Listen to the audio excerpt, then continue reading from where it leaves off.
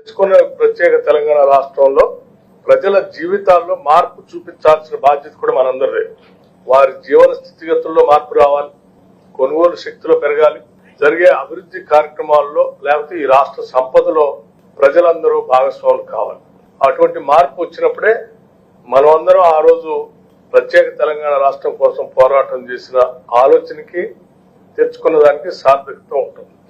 అలా జరగనప్పుడు మన ఆనాటి పోరాటం కానీ ఈనాటి రాష్ట్రం తెచ్చుకున్న క్రమంలో కానీ పూర్తి స్థాయి న్యాయం చేయలేనటువంటి వాళ్లుగా చరిత్రలో నిలిచిపోతాం.